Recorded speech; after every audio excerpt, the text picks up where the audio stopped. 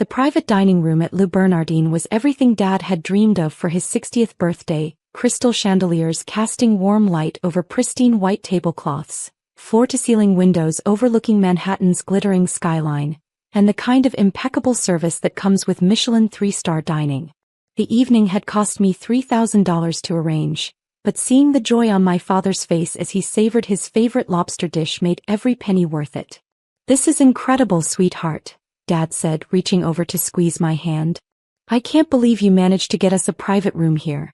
Don't they have a 6-month waiting list?" "Something like that," I replied with a smile, not mentioning that I'd gotten the reservation through my company's corporate account, the same account that had catered 3 major events here in the past month totaling over $500,000.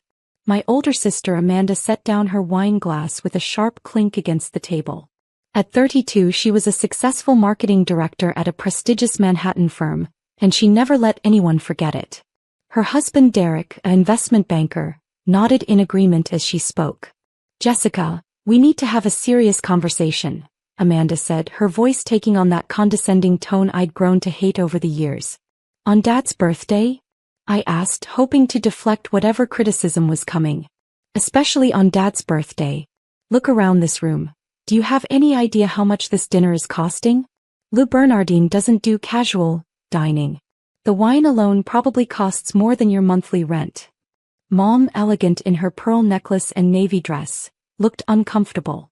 "Amanda, maybe this isn't the time." "No, Mom, someone needs to say it." Amanda's voice was getting louder, drawing glances from our waiter who was preparing the next course. "Jessica is 26 years old, living in a studio apartment in Queens, working some vague consulting job that none of us understand, and yet she's constantly trying to pay for expensive dinners, buying elaborate gifts, acting like she has money she clearly doesn't have." "I do have money," I said quietly. Derek laughed, the sound harsh and mocking. "Really? What's your annual income, Jessica?" "Because Amanda makes $180,000 a year plus bonuses. I make $350,000. We know what real money looks like." "Stop pretending you have money, Jessica," Amanda continued, her voice now carrying across the dining room. "It's embarrassing. For all of us. You're going to end up in debt trying to keep up appearances." My younger brother Michael, 24 and fresh out of his MBA program, nodded seriously. "Amanda's right.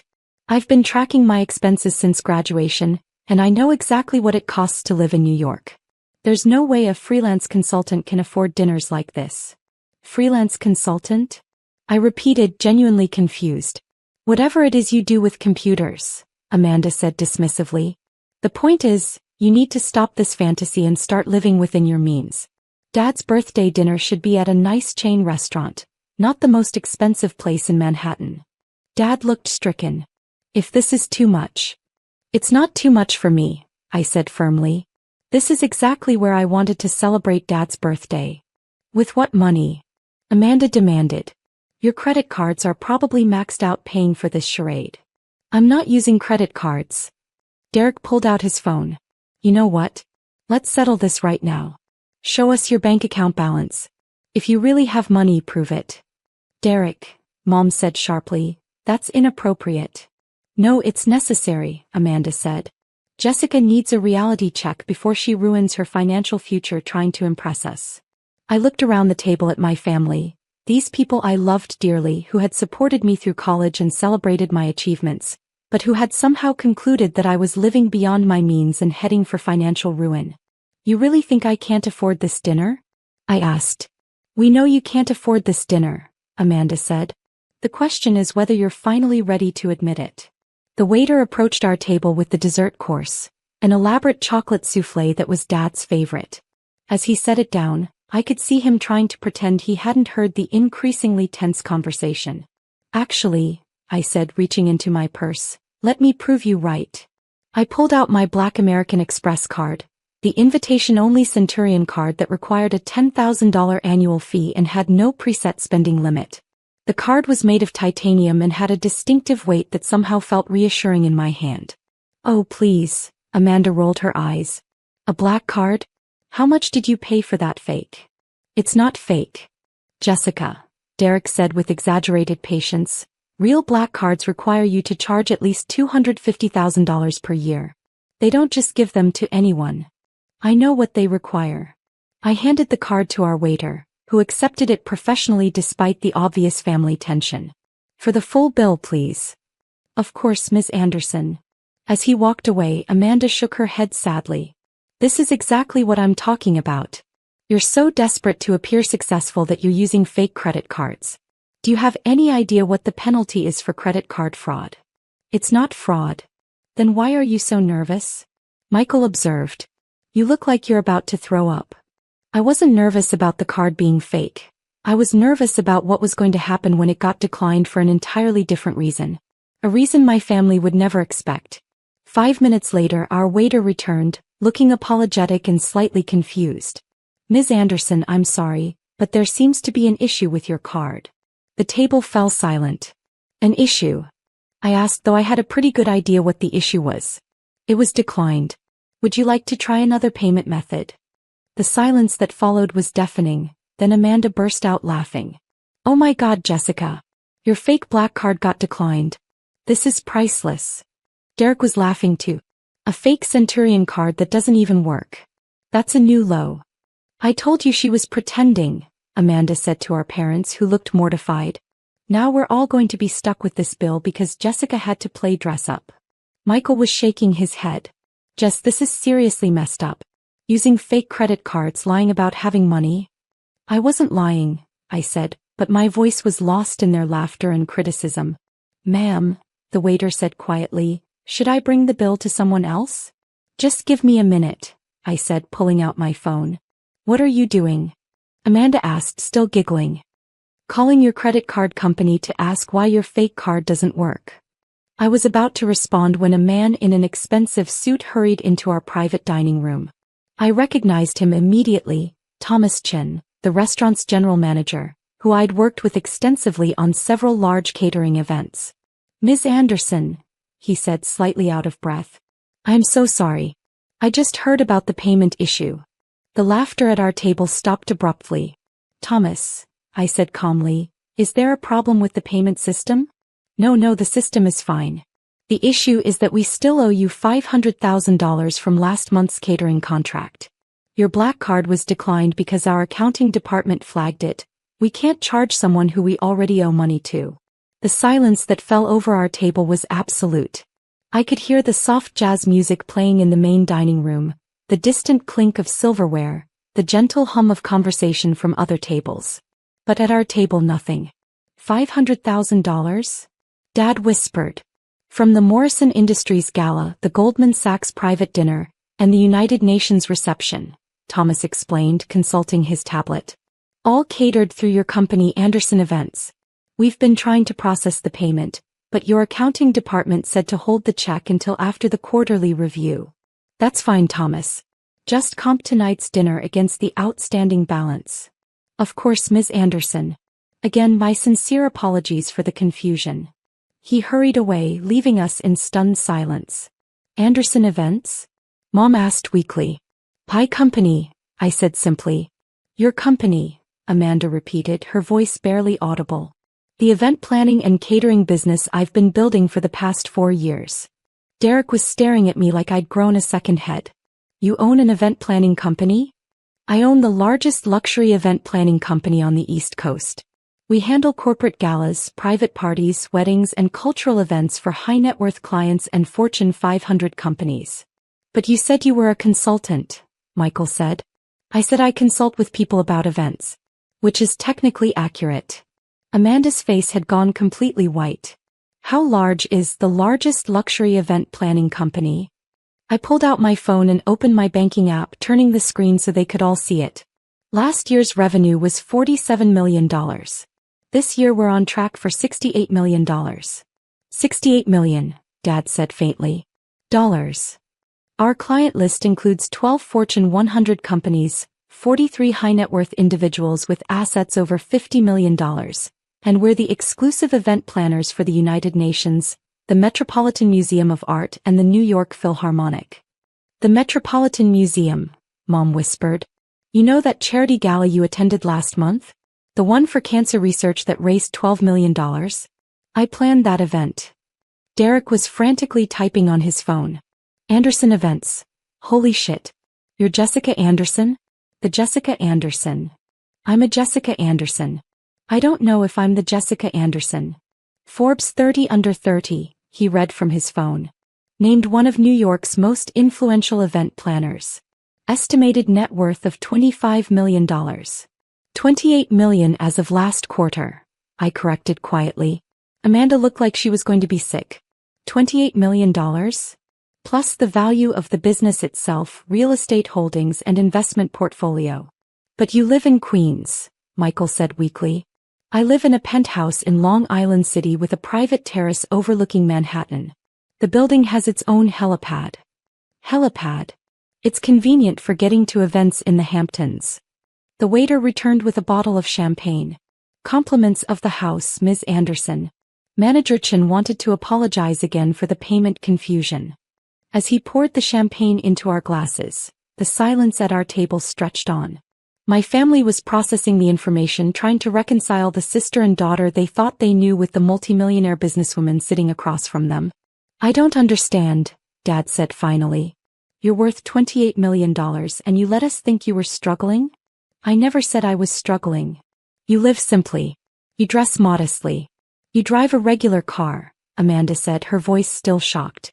I live simply because I work 18-hour days and don't have time for material possessions.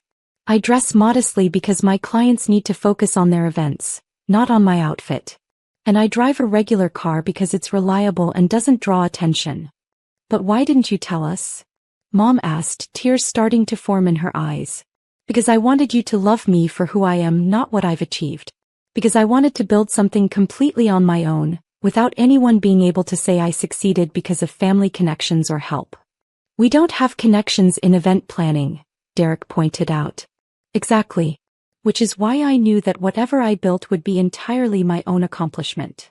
Amanda was still staring at her phone, reading what appeared to be news articles about my company. You planned the Bloomberg Foundation Gala. The one that was covered in Vanity Fair. And the Rockefeller wedding, the Goldman Sachs anniversary party, and the UN's 75th anniversary celebration. The UN anniversary celebration, Michael repeated slowly. That was on the news. They said it was the most expensive private event in New York history. $12 million budget. Took 6 months to plan and execute. And you planned it. I planned it, managed it, and executed it flawlessly. Just like I've done for 200 other major events in the past 4 years. Dad reached across the table and took my hand. Sweetheart, I'm so proud of you. But I'm also confused. Why all the secrecy? Because I was afraid of this. I gestured around the table. I was afraid that once you knew about the money, you'd start seeing me differently. That suddenly my opinions would matter more, that you'd treat me like someone important instead of just, Jessica. You are someone important, Mom said firmly. You're our daughter. But would you have said that an hour ago when you thought I was a struggling consultant? The question hung in the air, unanswered because we all knew the truth. I feel like an idiot, Amanda said quietly.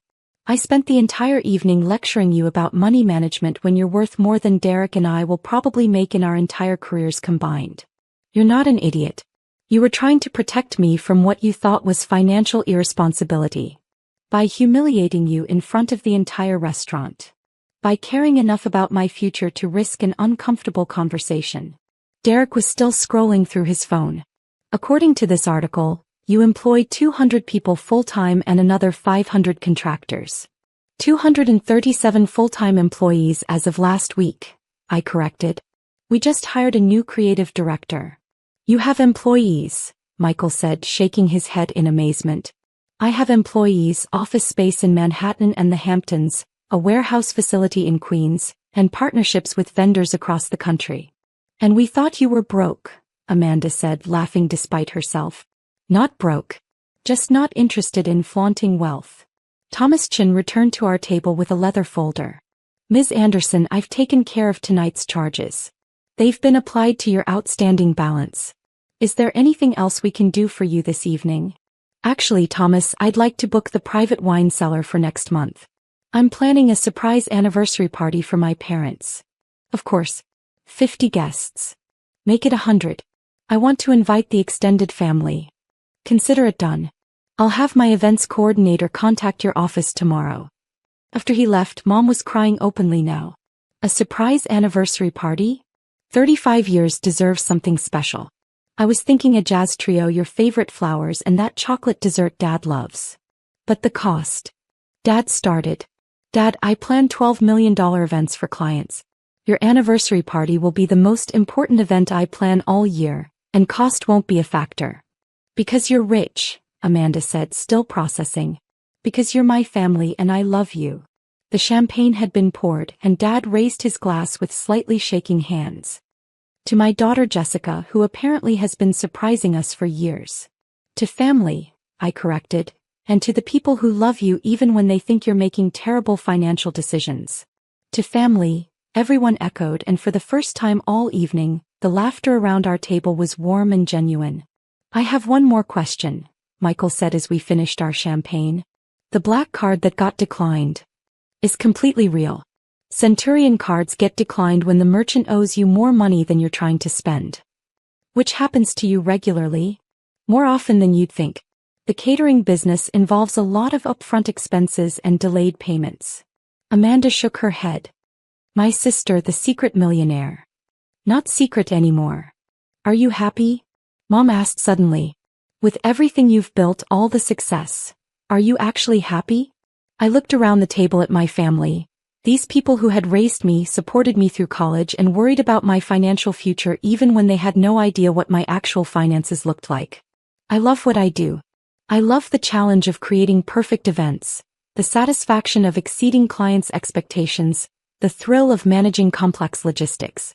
And I love being able to use my success to give Dad the birthday dinner he deserves.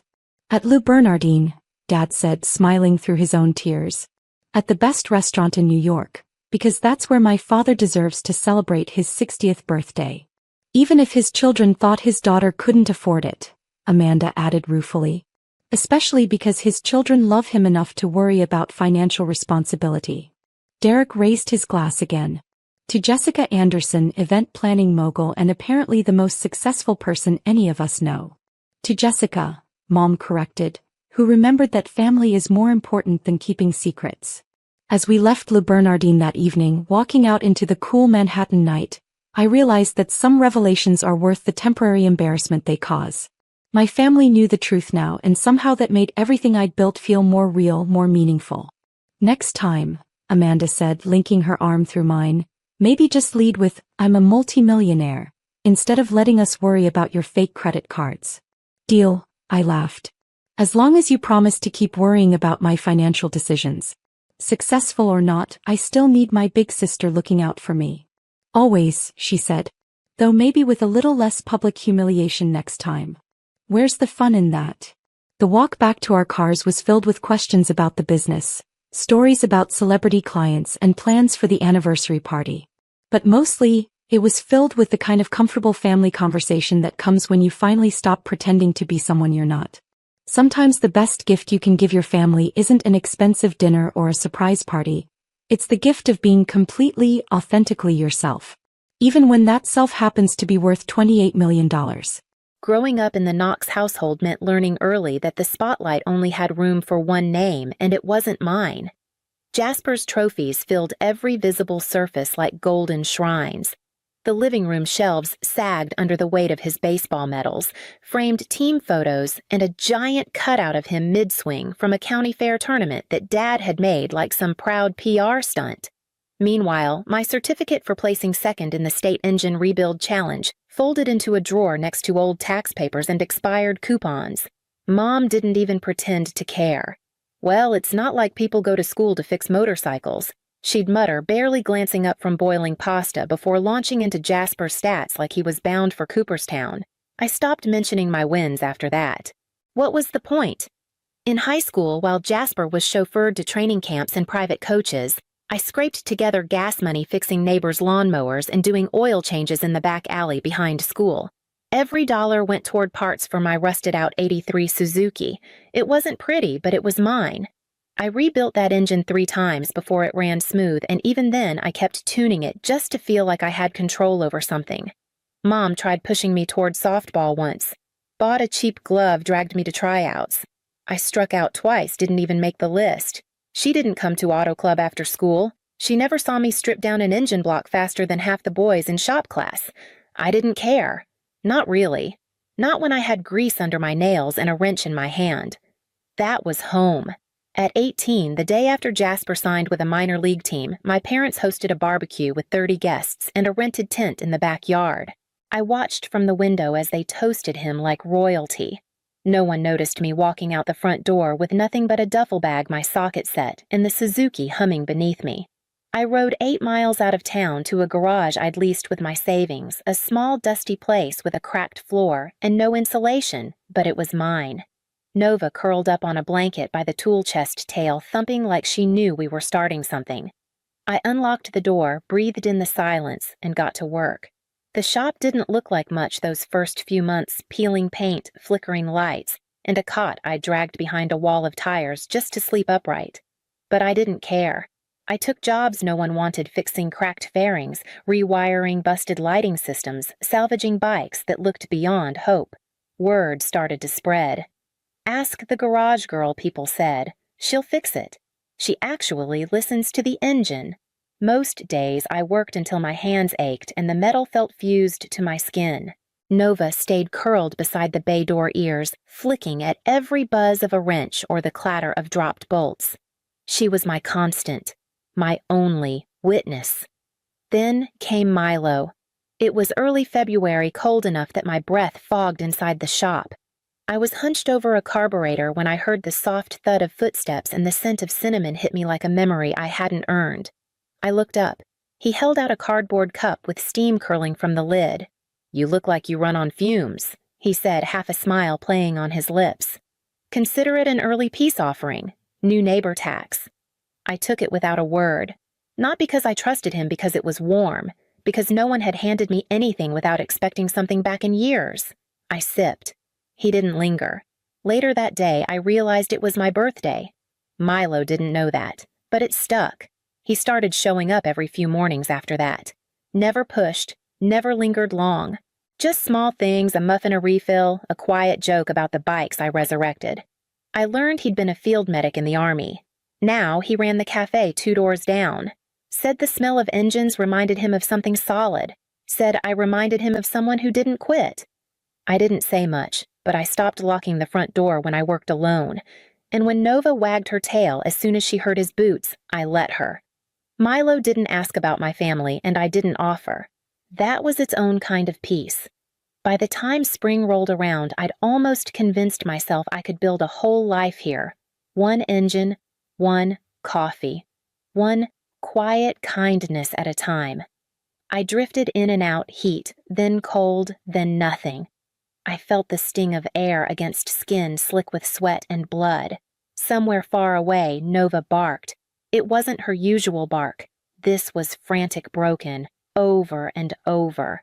My girl was trying to sound the alarm. Then heavy steps. Cambria Milo's voice. It cracked through the haze like lightning. I tried to move but couldn't. My limbs wouldn't respond. Oh my God, he breathed. I felt hands on me, strong and sure. The sound of his belt sliding loose, the quick tug as he cinched it above my thigh so tight it sent a bolt of pain up my spine. I screamed, or maybe just whimpered. I couldn't tell anymore. "You're okay," he muttered, his breath close to my face. "I got you. You're not dying today. Stay with me, Cam." He was on the phone with someone barking out instructions. Arterial bleed, tourniquet applied, female late 20s, unconscious but responsive. I wanted to tell him I wasn't unconscious, just floating.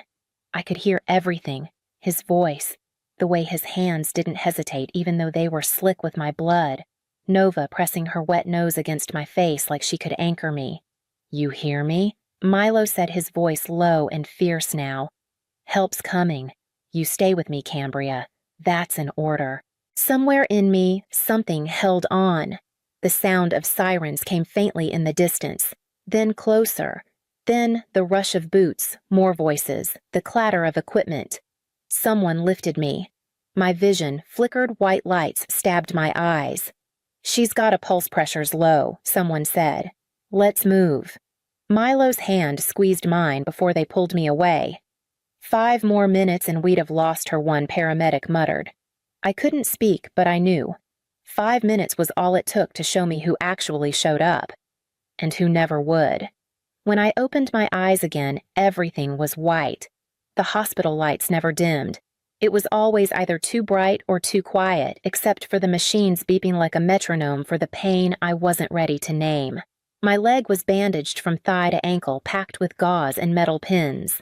The nurse told me I'd needed emergency surgery, that I'd lost more blood than most people survive. I nodded like that meant something. It didn't. Not yet. Milo stayed. Every day.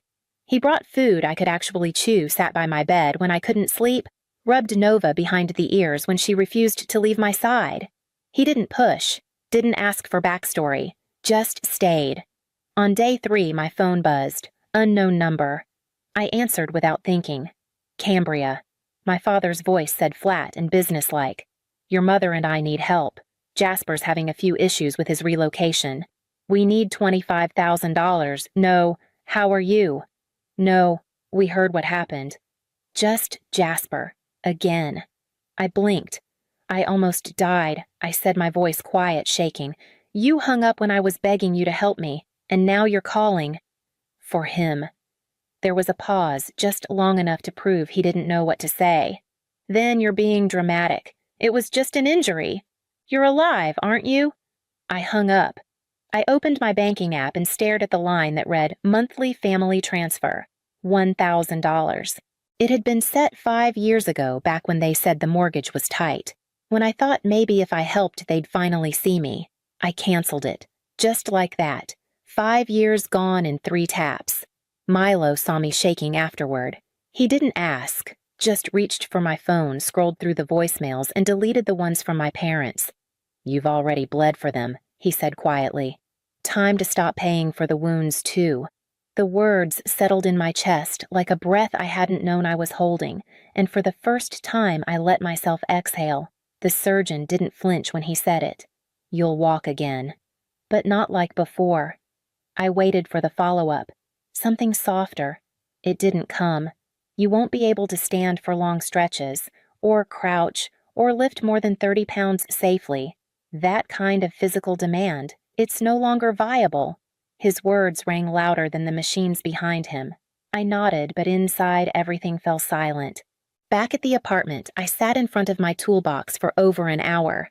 Just sat there staring at the drawers I used to open 10 times a day without thinking. I ran my hand over the cold steel like I was saying goodbye to something sacred. Nova nudged my elbow once, then curled up at my feet. Her way of saying, I'm still here. Milo didn't try to fill the silence. He just brought me tea and waited. You're not broken, he said, finally sitting across from me. You just have to build a different kind of machine now. I looked up, not following. Teach. I laughed under my breath. Teach how to ruin your career with one bad angle. No, he said. Teach them how to do what you do. You built something out of nothing. Kids don't learn that in trade school. Start with Leanne. Leanne was 17, curious, and had been lurking around the garage since last summer. She asked 1,000 questions but never got in the way.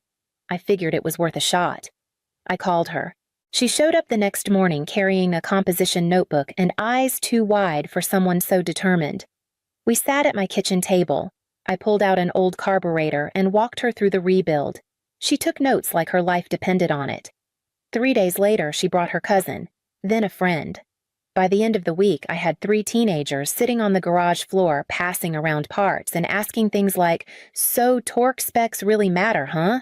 I didn't realize I was smiling until Milo caught me from the doorframe and nodded. It was messy. It was slow. I had to sit more than I stood, but it didn't matter. They listened. They cared. And for the first time since the accident, I stopped measuring my worth in horsepower and engine noise and started counting it in questions answered and light bulb moments. Maybe I wasn't done building after all. Maybe I just needed to learn how to build in a new direction.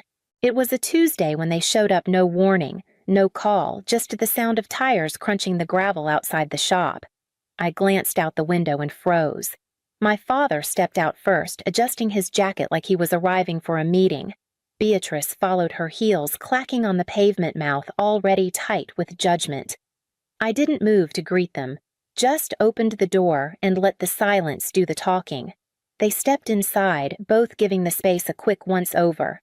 Dad's gaze flicked past the student cubbies, the tool carts, the mounted whiteboard listing this week's lessons.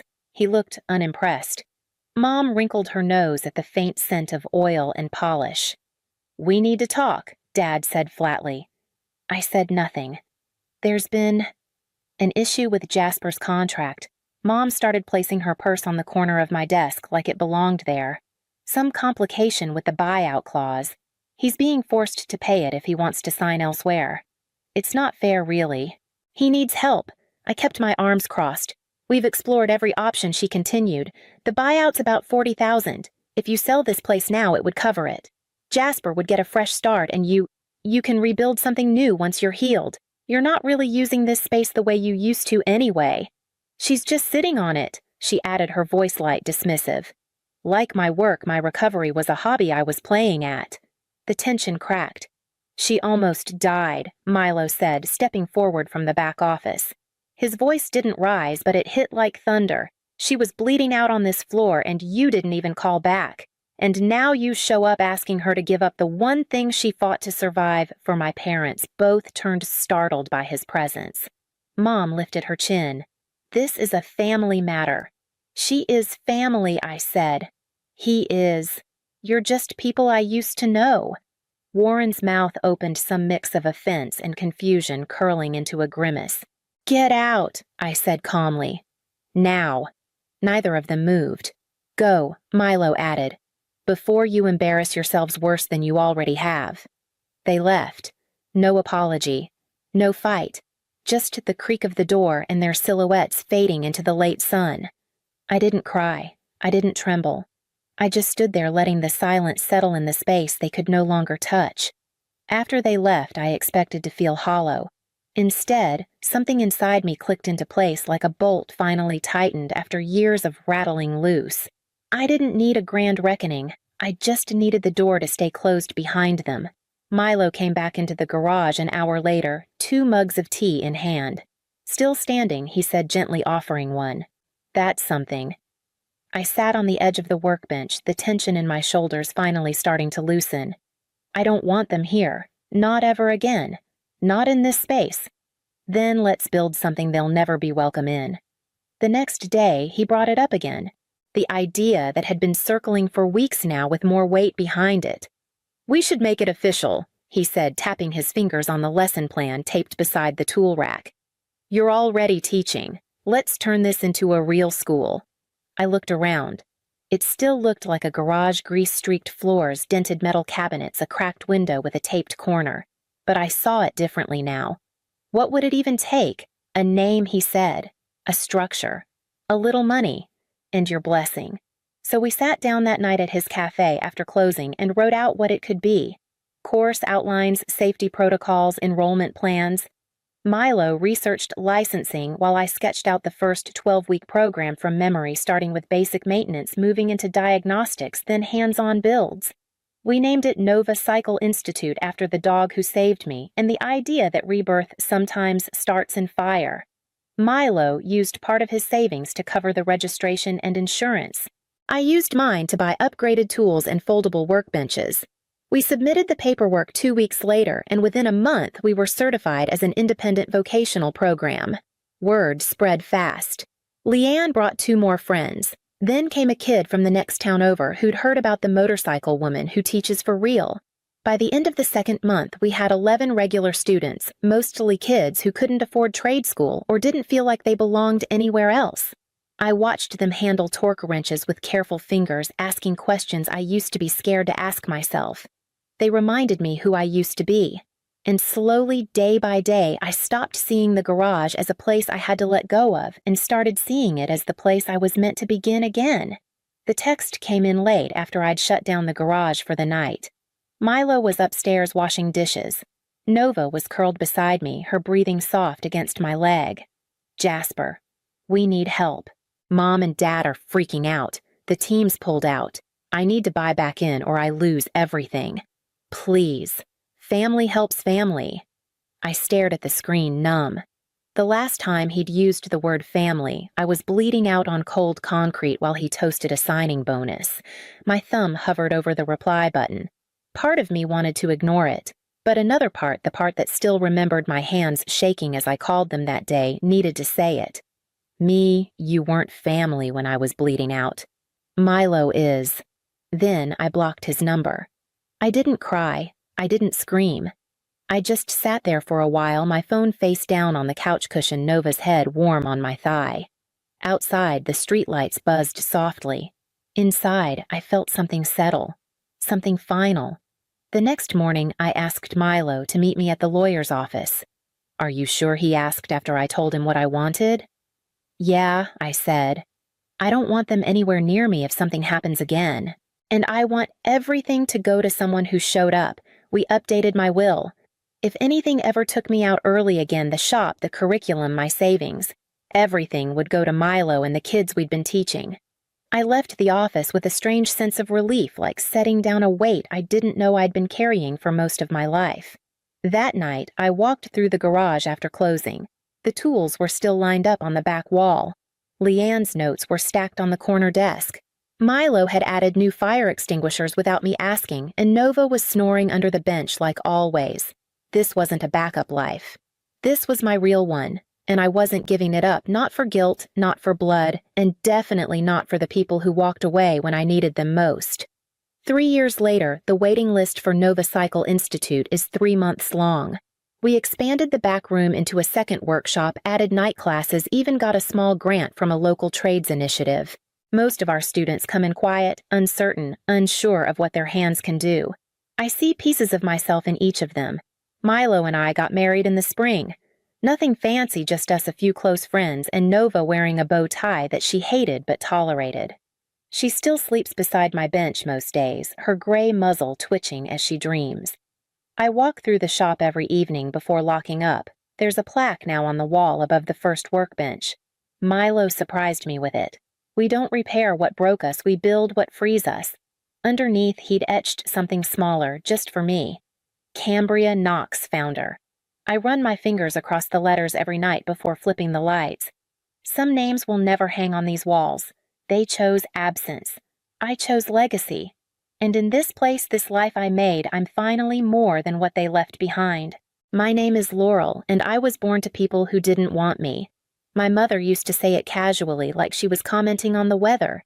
"You were a surprise," she'd tell anyone who asked, with a shrug and a polite smile. Sometimes, when she forgot I was in the room, it became, "We didn't plan for her." Honestly, we were done after Selena. Then she'd trail off, pretending there was nothing cruel in the silence that followed. Selena, my sister, was already 10 years old when I came along. By then, she was the center of their world, a straight-A student piano recitals, endless soccer games, and science fairs. There were photos of her everywhere, on the mantle, on the fridge, even laminated into ornaments on the Christmas tree. I didn't appear in those photos until I was old enough to hold the camera and take them. No one ever said they hated me. They didn't have to. Indifference speaks loudest when it's dressed as politeness. I learned early to stay small, to not ask twice to clean up after myself. They fed me dressed. Me reminded me when school started. But the warmth, the softness that families are supposed to have, it lived elsewhere. That elsewhere was my grandparents' home. Every weekday morning after a silent breakfast, my father would grab his keys and glance at me. "She's ready," he'd ask my mom. "Yep," she'd reply, not looking up from her coffee. Then we'd drive to my grandparents' small yellow house where the curtains always swayed in the breeze and something was always baking in the oven. "You're our little blessing," my grandmother would whisper every time she hugged me. My grandfather called me his girl and taught me how to count change and tie double knots. At their house, I wasn't an afterthought. I was someone they had waited for. They picked me up from school, packed extra snacks in my lunchbox, and clapped louder than anyone at the third-grade talent show where I froze halfway through my poem. "You were brilliant," Grandpa said anyway, as if I'd brought the whole room to tears. I started to believe him, at least when I was with them. When Selena left for college, my parents didn't cry. They threw her a party with pastel cupcakes and a big "You Did It" banner across the kitchen window. My mother made a slideshow of childhood photos. My father gave a speech. "She's going to do great things," he said, proudly lifting his glass. I stood in the corner holding the used paper plates and wondering if they'd ever see me that clearly. The morning after Selena left, everything changed, not with a bang, but with a quiet list taped to the fridge. Dishes, laundry, vacuum upstairs, prep dinner, no signature, just expectation. "Since you're the only one at home now," my mother said that night as I scrubbed the sink, "it's only fair you help more." More became everything. I learned the difference between darks and lights in the wash. How to scrape dried food off pans. How to slice vegetables just right so dinner wouldn't be too mushy. My parents rarely said thank you. They only noticed when something wasn't done. "You live here," my father would say, "you need to contribute." Selena always did, but she hadn't not like this. Selena got a weekly allowance for unloading the dishwasher. I cleaned the whole house before anyone noticed I existed in it. At first, I did it because I didn't know how not to. I was invisible, and invisible girls didn't make demands. But somewhere between the laundry cycles and the silence, something began to shift. I started staying up late, not because I had chores, but because I was browsing college websites on the old family laptop. Oregon State, UC Davis, even NYU, though I knew better than to hope that far. I read admissions blogs the way other kids read fairy tales. I studied dorm layouts and imagined my own name on a mailbox. Not because I thought anyone would send me letters, but because it would be my name, my key, my room. I stopped waiting for anyone to notice I was tired. I did the work. I cleaned the toilets. Then I'd sneak in an hour reading about scholarships, calculating GPAs, whispering goals into the dark. It was the only kind of dreaming I could afford. The acceptance letters came in a wave, 3 in 1 week. Each envelope felt like oxygen, like someone out there had seen past the chores and the silence, and decided I was worth a place at their table.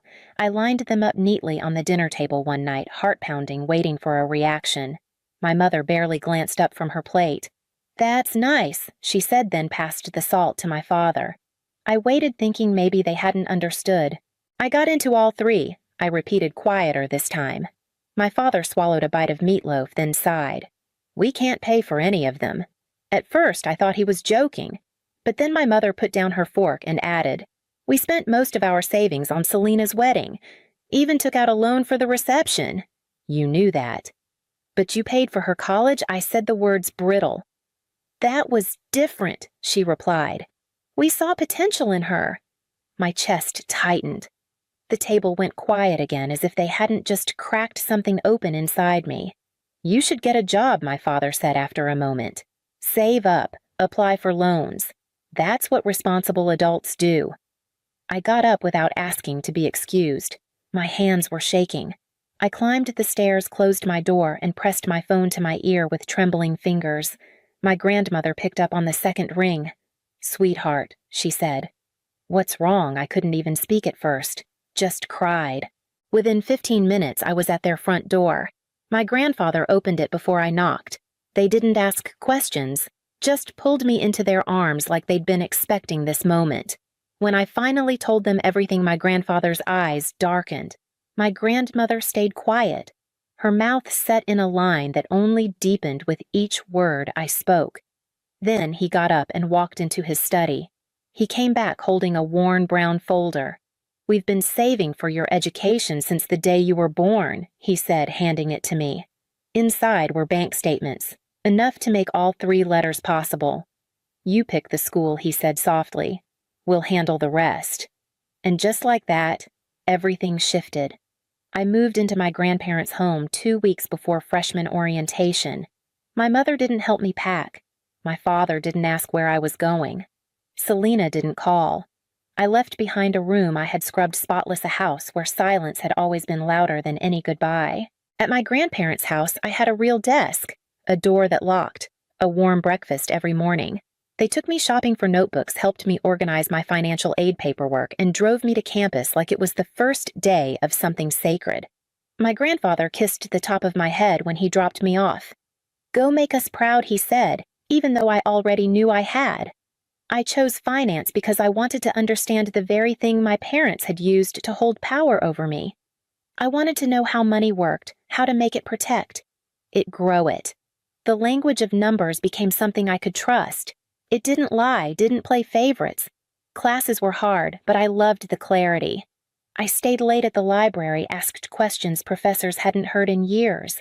For the first time, I felt seen, not for what I cleaned or cooked, but for how I thought. At home, I kept my distance. My parents didn't reach out, and I didn't chase them. The space grew larger with each passing semester, and I let it. Meanwhile, Selena's perfect life started to crack. My grandmother would mention things during phone calls, how Selena's marketing job had downsized, how James couldn't hold steady work, how the wedding glow had dulled fast. "They're struggling," Grandma would say, always gently, never asking for anything. I listened, but I didn't respond. I had no advice for someone who'd always been handed everything. Sophomore year, I landed a competitive internship at a boutique financial firm. My supervisor, a sharp woman named Dana, pulled me aside one afternoon. "You've got instinct," she said. "Don't let anyone waste it."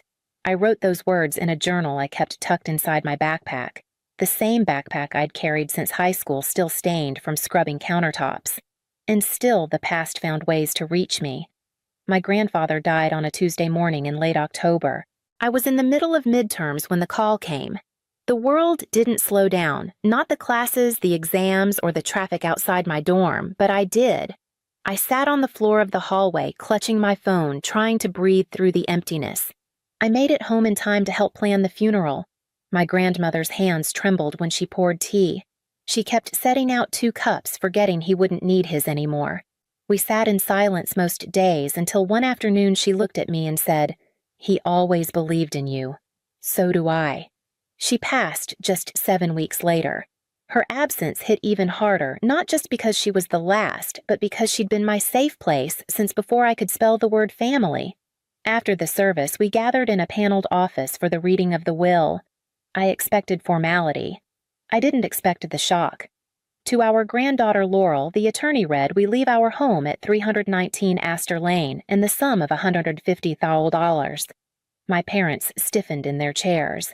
Selena looked confused. Then came the note. "To our daughter Miriam and her husband Charles. We gave you $200,000 when you asked for it. This is our final decision." My mother turned a deep, blotchy red. My father wouldn't meet my eyes. Later that night, back at the house, I sat at the kitchen table and stared at the hardwood floors we used to play board games on. My mind couldn't stop circling one question.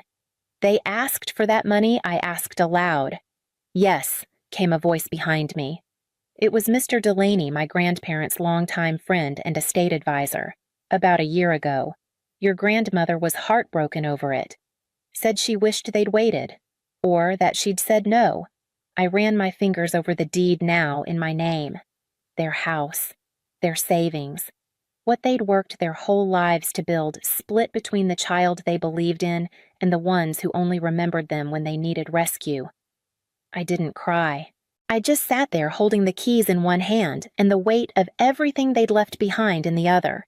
Years passed. I worked hard, moved through promotions, saved more than I spent. I never chased luxury, just stability and the kind of dignity my grandparents would have nodded at.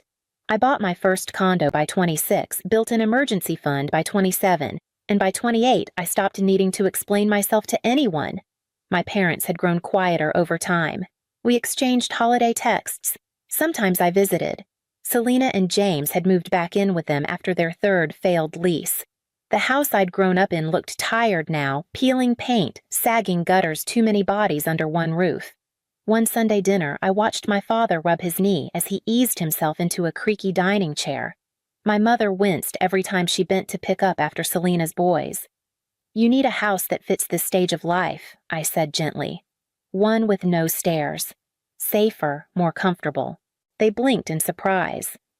"I've been saving," I added. "I want to buy it for you." They didn't refuse. In fact, they cried. My mother clutched my hand and said, "You're too good to us."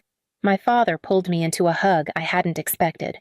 We toured listings together, eventually finding a 1-story ranch with wide doorways, a quiet street, and enough garden space for my mother's fading rose bushes. I paid in full. No loans, no favors, just closure. The papers were drawn up.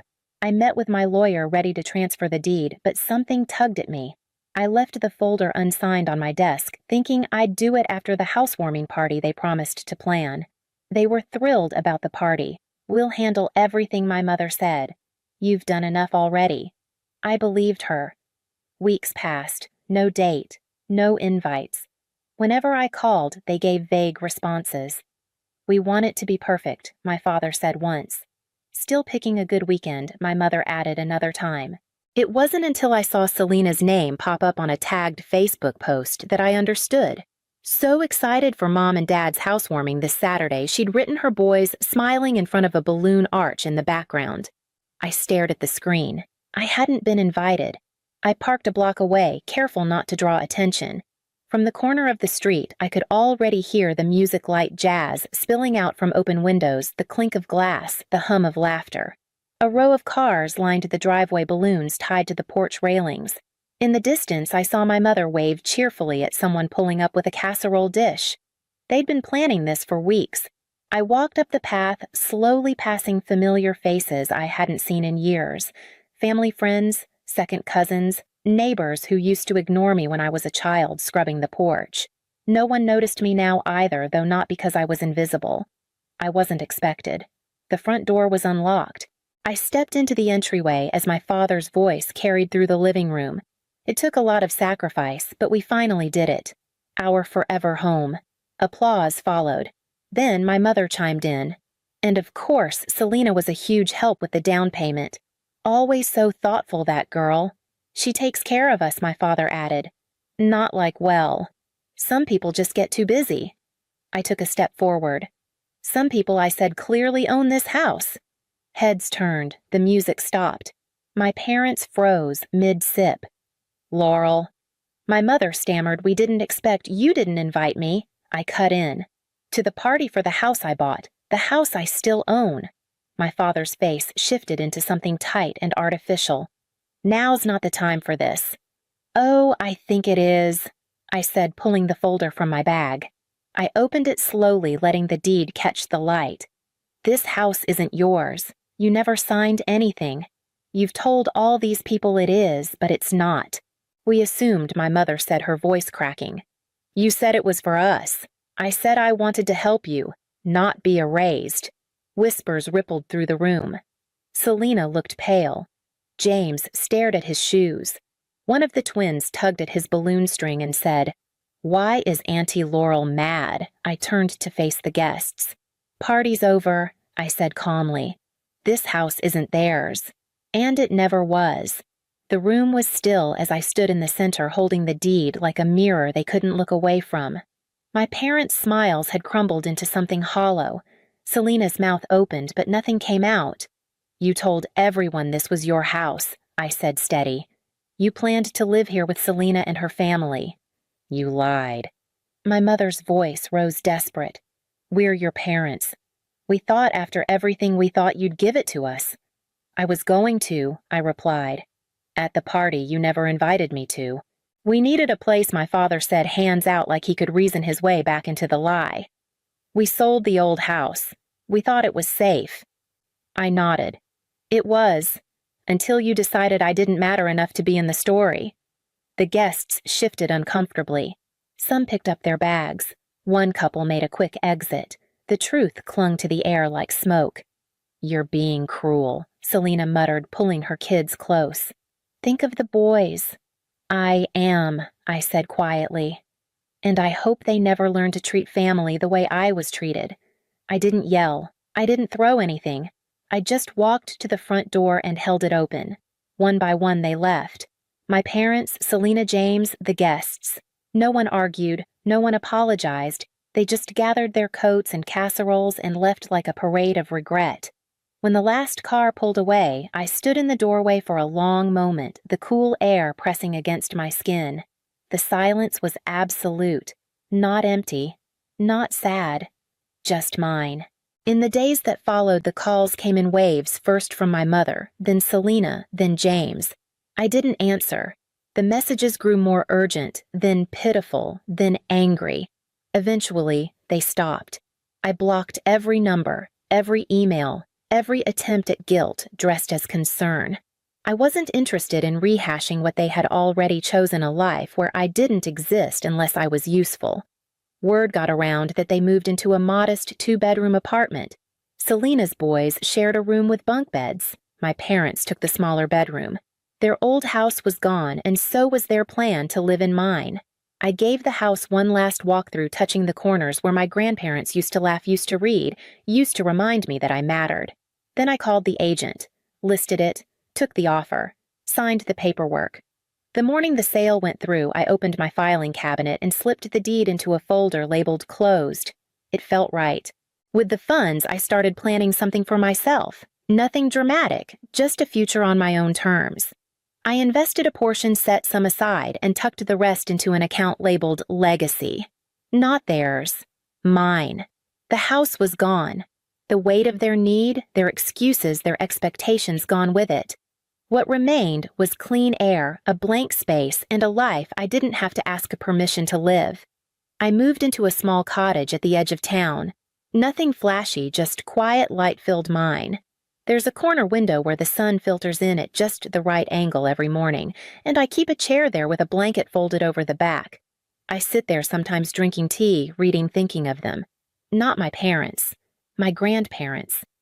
I keep their photo on the mantel framed in walnut. They're laughing, both of them. Her eyes crinkled, his arm around her shoulder. I don't cry when I look at it anymore. I smile. Every decision I make now carries them with it. The way I manage my money. The way I listen before I speak. The way I remind myself that love isn't loud but steady. Someday, if I have children of my own, they'll never wonder where they stand with me.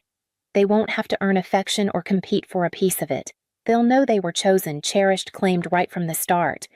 I planted lavender in the front garden last week, my grandmother's favorite. This morning I watered it barefoot, the hose in one hand, sunlight on my face, and the peace of knowing I had broken the cycle.